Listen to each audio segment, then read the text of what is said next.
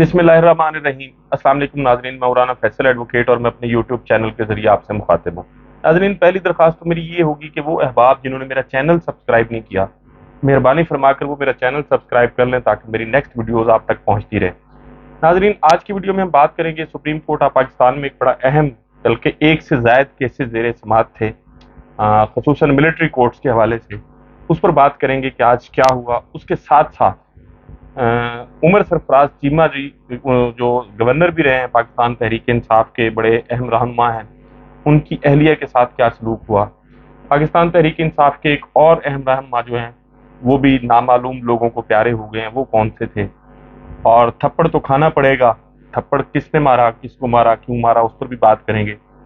और मजीद कुछ लोगों का नाम जो है वो मुल्क से बाहर जाने वाले लोगों की जो एक ECL के जरिए रोका जाता है जैसे, तो वो भी कुछ लोगों के नाम डाले जा रहे हैं।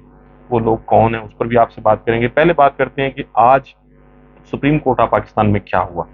नाज़रीन, सुप्रीम कोर्ट ऑफ पाकिस्तान में मुख्तलिफ पेटिशन फाइल की गई थी सिविलियन के, जो आर्मी एक्ट के तहत जो आर्मी कोर्ट्स हैं उनमें ट्रायल के हवाले से, कि सिविलियन का ट्रायल नहीं हो सकता। पाकिस्तान के साबिक चीफ जस्टिस हैं जवाद खाजा साहब, उनकी तरफ से पेटिशन फाइल की गई थी। एतजाज एहसन साहब पाकिस्तान पीपल्स पार्टी के बड़े अहम रहनुमा हैं, उनकी तरफ से पेटिशन फाइल की गई, और सरदार लतीफ़ खोसा साहब आज उसमें पेश हुए, उन्होंने आर्गूमेंट भी किए। और उसके साथ साथ इमरान खान साहब और सिविल सोसाइटी की तरफ से भी पेटिशन फाइल की गई हैं। तो इस पर चीफ जस्टिस ऑफ पाकिस्तान ने 9 रुकनी बेंच कॉन्स्टिट्यूट किया था। उस 9 रुकनी बेंच में से आज जस्टिस काजी फायज ईसा और सरदार तारिक मसूद जो हैं वो आज अलहदा हो गए। और अलहदा होने से पहले जो है जस्टिस काजी फायज ईसा साहब, उन्होंने एक बड़ी धुआंधार किस्म की एक तकरीर की, जैसे किसी सियासी मजमे में तकरीर की जाती है। काजी फायज ईसा साहब को ये इख्तियार, या उनका पास ये बहरहाल मौजूद तो है उनका इख्तियार कि वो बेंच से अलहदगी इख्तियार कर लें, लेकिन जिन वजूहात की बुनियाद पर उन्होंने बेंच से अलहदगी इख्तियार की, वो वजूहात जो हैं वो बहरहाल ऐसी नहीं थी कि उनकी बुनियाद पर इतने अहम केस से अलहदा हुआ जाता। नाज़रीन, पहली बात यह है कि ये पेटिशन जो हैं इसकी ज़रूरत क्यों महसूस हुई, और इसके साथ साथ जो पाकिस्तान का आइन है वो क्या कहता है, इसके बारे में भी बात करेंगे।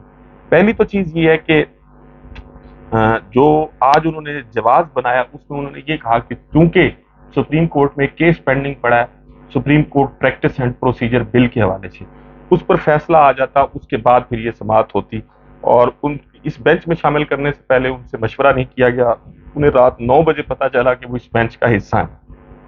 उन्होंने जो बातें की, सरदार तारिक साहब ने जो है उनको सेकंड किया और वो भी बेंच से अलग हो गए। तो अब वो बेंच जो है वो 7 रुकनी बेंच बन गया बजाय 9 रुकनी के। पहली तो बात यह है कि जो supreme court practice and procedure bill है वो क्या, उसके बात करते हैं। नाजरीन, पाकिस्तान में जो पाकिस्तान का आइन है वो सुप्रीम कोर्ट ऑफ पाकिस्तान को आर्टिकल 191 के तहत ये इख्तियार देता है कि सुप्रीम कोर्ट अपने कवायद खुद वज़ा कर सकती है, यानी वो सुप्रीम कोर्ट कैसे चलेगी, तरीकाकार क्या होगा, बेंचेस कैसे तश्कील दिए जाएंगे और काज लिस्ट कैसे मुरतब की जाएगी, ये सारी चीज़ें जो है पाकिस्तान का आइन इख्तियार देता है supreme court of Pakistan, chief justice of Pakistan को। वो मैं आर्टिकल आपके सामने रख देता हूँ कि subject to this constitution and the law the supreme court may make rules regulation the practice and procedure of the court. अब अगर इसका उर्दू तर्जमा किया जाए, वो अहबाब जो जिनको शायद अंग्रेजी समझ नहीं आती, कि आइन और कानून के ताबे अदालत उज़्मा अदालत के मामूल और तरीकाकार को मुंजबित करने के लिए कवायद वज़ा कर सकती है। अब ये आर्टिकल 191 है पाकिस्तान के आइन का। उसके साथ साथ एक और आर्टिकल है, वो है 188। उस आर्टिकल के तहत सुप्रीम कोर्ट ऑफ पाकिस्तान को अपने फैसलों या अहकामात पर नजरसानी करने का, रिव्यू करने का हक हासिल है, और वो ये है, उसका भी मैं आपके सामने रख देता हूं। The supreme court shall have power subject to the provision of any act of मजलिस शूरा parliament end of any rules made by the supreme court to review and judgement pronounced और any order may bye it. तो यानी supreme court अपने किसी फैसले या rules के ताबे अदालत उज़्मा को अपने सादिर करदा किसी फैसले या हुक्म पर नजरसानी का इख्तियार हासिल है। अब एक جو طریقہ کار ہے وہ یہ ہے کہ چونکہ سپریم کورٹ میں از خود نوٹسز بھی لیے گئے ہیں، بہت سارے کیسز ہیں سو موٹو کیسز، تو بینچ بنانے کا اختیار جو ہے وہ بہرحال چیف جسٹس آف پاکستان کو حاصل ہے۔ اب supreme court practice and procedure میں اور بہت ساری چیزیں اس کو ڈسکس کرنے کی بجائے جو مین پوائنٹ ہے وہ یہ تھا کہ سپریم کورٹ کے چیف جسٹس سے اس ایکٹ کے ذریعے جو supreme court practice and procedure act تھا، اس کے تحت سپریم کورٹ کے چیف جسٹس سے یہ اختیار لے لیا گیا اور اس قانون کے تحت سپریم کورٹ کے جو سینئر 2 ججز ہیں اور چیف جسٹس بینچز یہ تشکیل دیں گے، اور پھر اس کے ساتھ ساتھ جو سو موٹو کیسز تھے ان میں جو نظر ثانی تھی اب اس کی بجائے اپیل کا حق جو ہے وہ دیا گیا۔ تو اس پر سپریم کورٹ نے اس قانون کو، میں اپنے پہلے بھی ویڈیوز میں بات کر چکا ہوں کہ یہ بنیادی طور پر یہ قانون ہی غلط بنایا گیا کہ اس کے اگر یہ قانون بنانا تھا تو اس کے لیے کانسٹیٹیوشنل امینڈمنٹ کی ضرورت تھی۔ ایک ایکٹ کے ذریعے سپریم کورٹ کے اختیارات کو ختم نہیں کیا جا سکتا یا اس پر پابندی نہیں لگائی جا سکتی، یہ میرا نقطہ نظر تھا، میں اپنے پہلے بھی ویڈیوز میں بات کر چکا ہوں، تو اس پر سٹے گرانٹ کر دیا گیا تھا۔ اب بنیادی طور پر یہ چیف جسٹس آف پاکستان چونکہ عمر عطا بندیال صاحب نے 14 مئی کے حوالے سے اور جو کچھ ان کے کچھ فیصلے تھے جو حکومت کے لیے بڑے ناپسندیدہ تھے، اور اس لیے پھر ان کا نام لے کر ان پر تنقید بھی کی گئی، بہت سی باتیں پارلیمنٹ میں نازیبا الفاظ استعمال کیے گئے ان کے لیے، اور وہ کچھ آڈیوز بھی لیکس ہوتی رہیں، اور یہ سارا سلسلہ جو تھا وہ چلتا رہا۔ تو بنیادی طور پر سپریم کورٹ آف پاکستان کے چیف جسٹس پر نہیں، عمر عطا بندیال صاحب جو تھے ان کو سبق سکھانے کے لیے اور ان کے اختیارات کم کرنے کے لیے قانون بنایا گیا تھا جس پر سٹے گرانٹ ہو گیا تھا۔ اب جب یہ 9 مئی کے واقعے کے بعد جب یہ اعلان سامنے آیا کہ جی ان پر آرمی ایکٹ کے تحت آرمی کی جو عدالتیں ہیں ان میں مقدمات چلائے جائیں گے، تو پھر اس پہ بہت سارے لوگوں کے کنسرن تھے۔ ایک وکیل کی حیثیت سے میں بھی یہ سمجھتا ہوں کہ یہ بالکل غیر آئینی اور غیر قانونی قدم ہے۔ سویلینز کے خلاف آرمی کی عدالتوں میں جو مقدمات ہیں وہ نہیں چلائے جا سکتے، اس میں کوئی دوسری رائے نہیں ہے۔ ہاں ایک صورت ہے کہ اس کے لیے آپ کانسٹیٹیوشن میں کوئی امینڈمنٹ کریں، جیسے پہلے ہوئی تھی جب سانحہ اے پی ایس ہوا تھا، تو اس کے بعد پھر امینڈمنٹ کی گئی 2 سال کے لیے، پھر اس کے بعد میں ایکسٹینڈ بھی کیا گیا۔ اگر تو کوئی ایسی کانسٹیٹیوشنل امینڈمنٹ کی جاتی ہے تو پھر تو ٹھیک ہے، اگر وداؤٹ اینی امینڈمنٹ کوئی اس قسم کی کاروائی کی جاتی ہے یا آرمی ایکٹ کے تحت سویلین پر مقدمات چلائے جاتے ہیں، تو بہرحال اس میں کوئی دوسری رائے نہیں ہے کہ یہ غیر آئینی بھی ہے غیر قانونی بھی ہے۔ تو آج جو کچھ ہوا ہے ناظرین، آج جس وقت یہ سارا معاملہ وہاں کورٹ میں زیر سماعت تھا تو حکم امتناع کی درخواست دی گئی تھی، اس پر تو بہرحال فیصلہ نہیں ہوا۔ سردار طارق اور قاضی فائز عیسیٰ صاحب وہ بینچ سے علیحدہ ہو گئے۔ تو آج جب انہوں نے اس میں پھر جسٹس منصور شاہ صاحب بھی تھے، انہوں نے کہا کہ جی اگر میرے پہ کسی کو اعتراض ہے تو کوئی سامنے آئے، لیکن اٹارنی جنرل نے بھی اور جو لطیف کھوسہ صاحب تھے انہوں نے کہا جی ہمیں تو کوئی اعتراض نہیں ہے۔ اور پھر اس کے بعد جب یہ اس میں آرگومنٹس ہوئے تو بہت ساری باتیں کی اس میں سردار لطیف کھوسہ صاحب نے، اور انہوں نے یہ بھی کہا کہ جی ایک تو لطیف کھوسہ صاحب تھے، پھر اس میں چیئرمین پی ٹی آئی کے وکیل جو شعیب شاہین تھے انہوں نے بھی کہا، انہوں نے اپنے جب دلائل شروع کیے تو انہوں نے کہا کہ جی ہماری درخواست پر کچھ اعتراضات لگائے گئے، تو چیف جسٹس صاحب نے کہا کہ جی اس میں کچھ سیاسی نوعیت کی استدعا تھی، ابھی وہ ہم سننا نہیں چاہتے، ابھی ہمارا فوکس جو ہے وہ صرف آرمی کورٹس ہیں۔ تو انہوں نے کہا کہ جی ہماری درخواست ساتھ رکھ لیں، ہو سکتا ہے کہ دیگر استدعا ہم نہ مانگیں فوجی عدالتوں کے علاوہ۔ تو پھر عمر عطا بندیال صاحب نے کہا کہ جی ہم اس پہ آپس میں ججز مشاورت کریں گے اور پھر دیکھیں گے اس میں کیا کرنا ہے۔ لطیف کھوسہ صاحب نے کہا کہ جی آرٹیکل 245 نافذ ہونے کے بعد ہائی کورٹ کا 191 والا کیونکہ 199 والا اختیار ختم ہو گیا ہے، اس لیے ہم یہاں آئے ہیں۔ تو پھر چیف صاحب نے کہا کہ جی وہ نوٹیفیکیشن تو واپس ہو گیا، تو انہوں نے کہا کہ جی فارمیشن کمانڈر کانفرنس میں کہا گیا کہ 9 مئی کے ناقابل تردید شواہد موجود ہیں۔ تو پھر جسٹس عمر رضا بندیال صاحب نے ان سے پوچھا کہ پریس ریلیز میں کہا گیا کہ ناقابل تردید شواہد موجود ہیں اس لیے ٹرائل ملٹری کورٹ میں ہوگا، انہوں نے کہا جی یہی کہا گیا۔ تو انہوں نے پھر پریس ریلیز بھی لطیف کھوسہ صاحب نے پڑھ کر سنائی۔ چیف جسٹس نے کہا کہ آپ صرف متعلقہ پیراگراف پڑھیں، تو انہوں نے عدالت میں صرف متعلقہ پیراگراف میں کہا کہ جی آرمی ایکٹ کے تحت جلد کیفر کردار تک ذمہ داروں کو پہنچایا جائے گا، ملک کی تمام فوجی قیادت نے بیٹھ کر فیصلہ دے دیا، ناقابل تردید شواہد موجود ہیں۔ تو جسٹس منصور علی شاہ صاحب نے پھر کہا کہ جی کیا یہ دستاویزات ان کی ویب سائٹ پر موجود ہیں؟ لطیف کھوسہ نے بتایا کہ جی پریس ریلیز ISPR کی ویب سائٹ پر موجود ہے، فارمیشن کمانڈر نے کہہ دیا کہ ناقابل تردید شواہد ہیں، تو اب ایک کرنل ٹرائل میں کیا الگ سے فیصلہ دے گا؟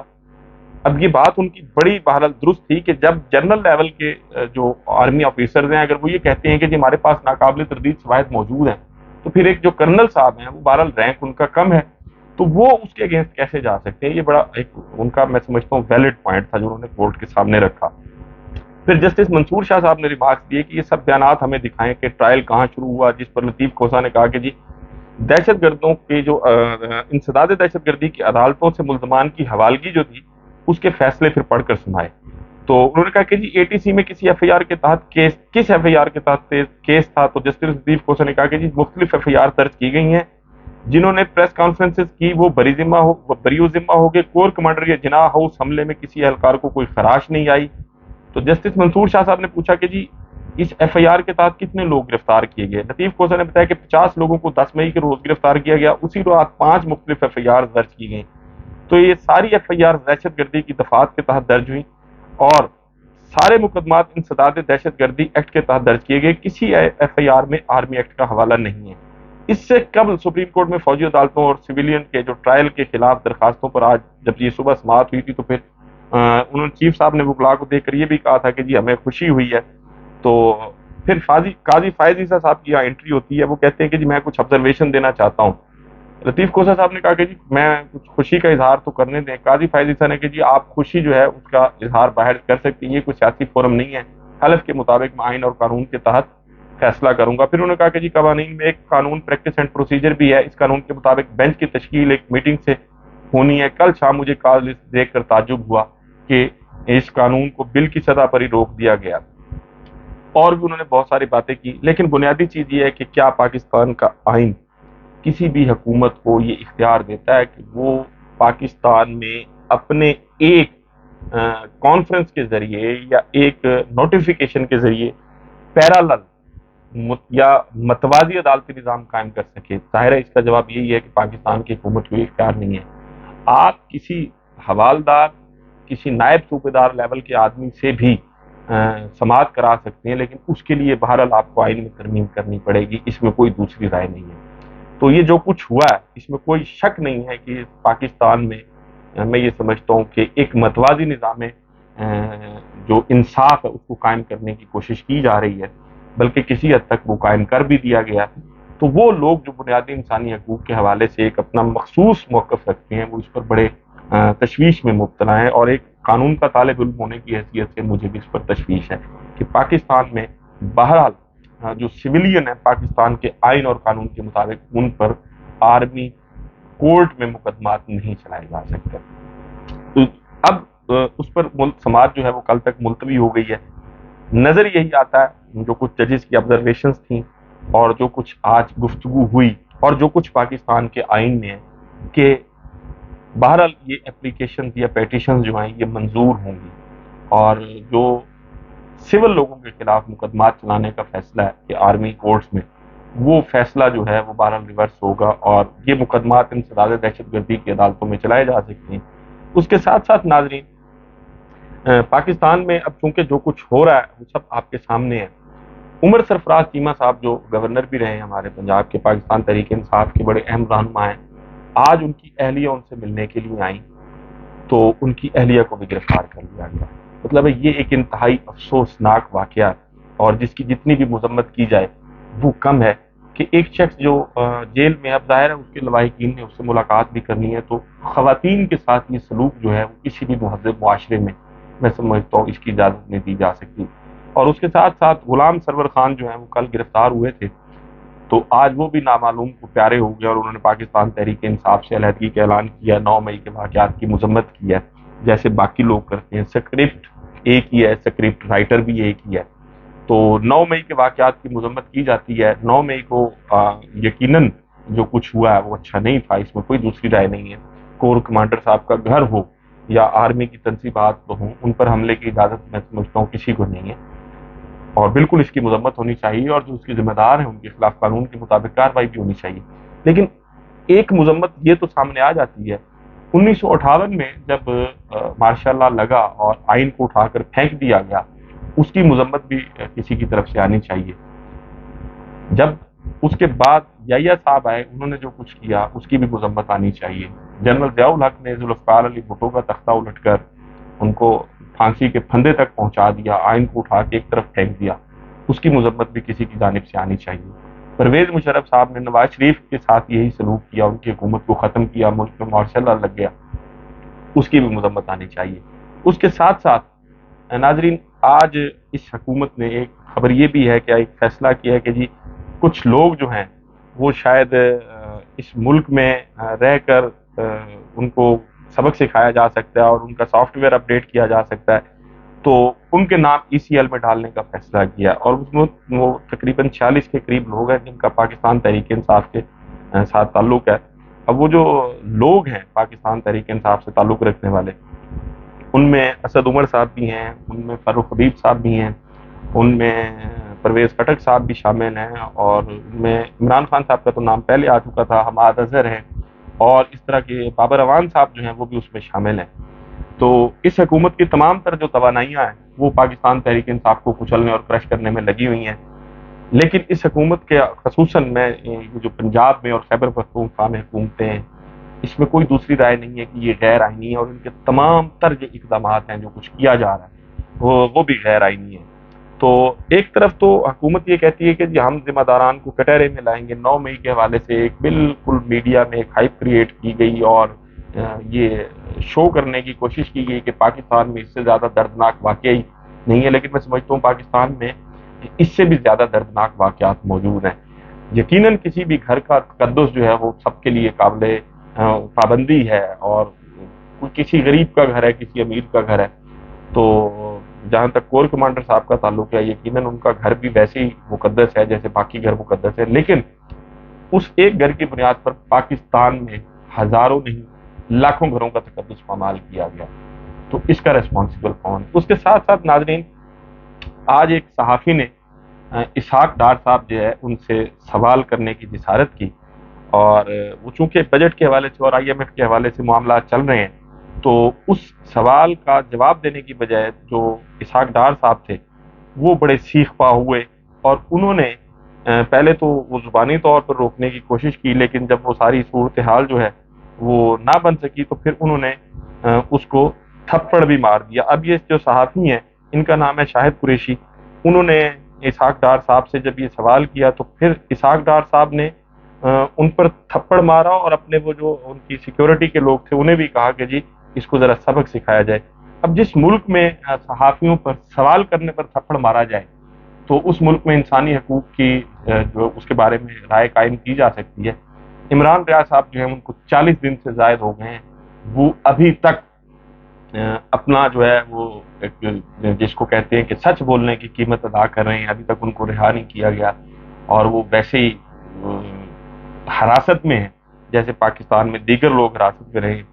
तो जहाँ सहाफ़ियों के साथ ये सलूक किया जा रहा हो, फिर इंसानी हकूक़ जो है उसके बारे में बहरहाल सोचा जा सकता है कि पाकिस्तान में सूरत हाल इस वक्त क्या है। नाजरीन, ये केस बड़ा अहम है, और पाकिस्तान में इस केस के जो नतायज हैं वो बहरहाल मैं समझता हूँ एक बहुत बड़े इस मुल्क की सियासत और रियासत पर उसके बड़े असरात मुरतब होंगे।